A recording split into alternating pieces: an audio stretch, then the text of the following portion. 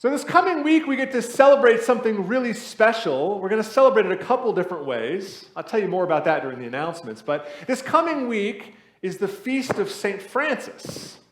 St. Francis of Assisi, who I think is one of the most remarkable and fascinating examples that we have of the Christian faith in action. And if I could, I want to just share with you a little bit about his life, because it's so remarkable. Francis was really quite a character, even by the standards of Christian saints. He was a pretty interesting person. It's a rather odd and eclectic list sometimes, but he stands out even on that list.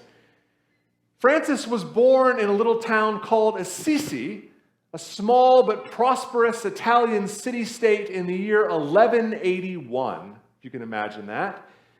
And as the scion of a wealthy house, he indulged in all the kinds of privileges of nobility during that period of the high Middle Ages. And like other young noblemen of the time, he even entered military service, and he fought on behalf of his native Assisi for a while. And it was during this period, when he was carrying weapons, when he was waging war on behalf of the Italian city-states, Francis was taken captive. And he spent about a year in a jail cell as a kind of POW before being released when the conflict ended. The year was 1201.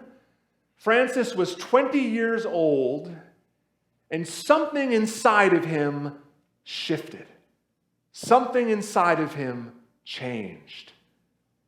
When he did come home, he was a completely new person. He was much less interested in the tales of troubadours and the romance of life afforded to a young Italian aristocrat. He was scarred by his experiences.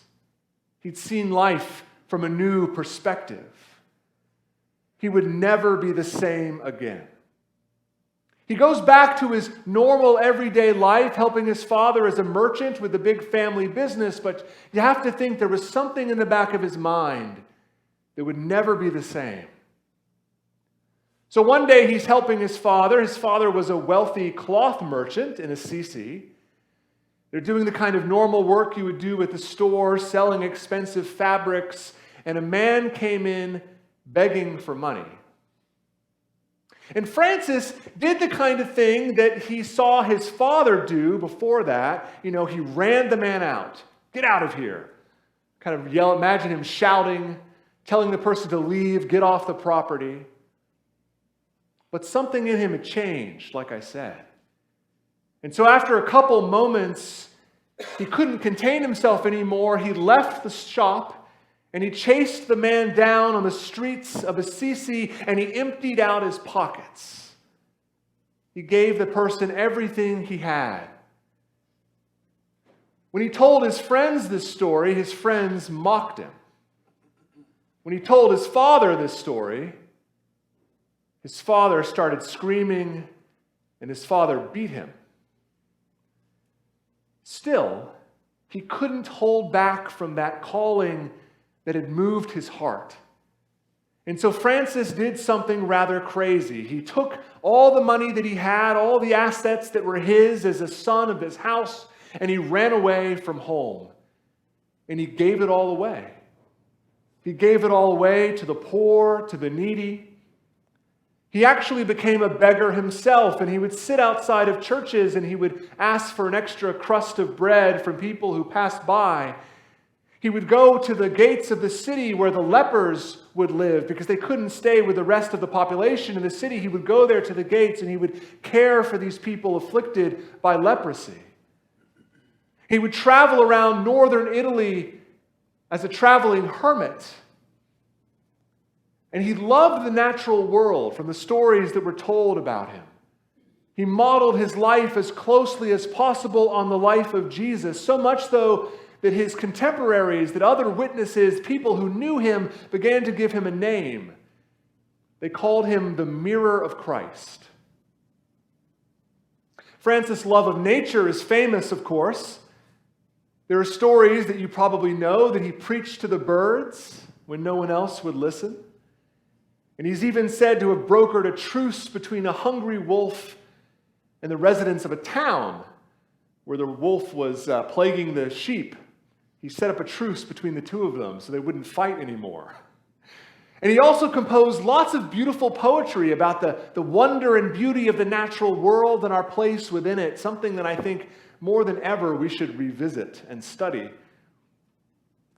And like most people who live a life that is just incredible, a life of witness, a life of true power, people began to gather around him. They wanted to be near him. They wanted a piece of whatever that spirit was that seemed to be shown in his own life by his actions. They started to wear brown, simple, homespun robes. And they would eventually start to call themselves the Friars Minor, the Lesser Friars. Today we talk about them as the Franciscans, the order that grew up around St. Francis. I should also mention that Francis had a close colleague and friend named Clare. And Clare would also found an order for women in the same model as the rest of the Franciscans, a group that we now know of as the Poor Clares. And she would become their first abbess. After his death, Francis set the land's speed record for canonization in the Catholic Church. He died in October of 1226, and he was made officially a saint, added to the calendar of saints less than 2 years later. Isn't that amazing? I think that's the quickest in history that has ever happened.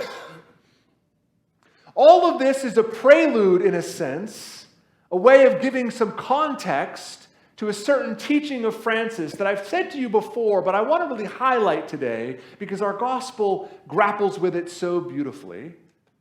One of the things that Francis taught his followers, those monks, those disciples, those people that gathered around him, one of the things he taught them was this. He said that they should preach the gospel at all times, and if necessary, use words. Isn't that amazing? Preach the gospel at all times, and if necessary, use words. I think about that a lot. I talk about it sometimes a lot because I hold it up to myself as a kind of example for us of how our lives can be. It strikes me, folks, as a very Christian thing to teach, actually. In fact, I think if you look for a common theme from the Gospels and the New Testament in general about this issue, you will find again and again that actions speak louder than words. We've heard that before.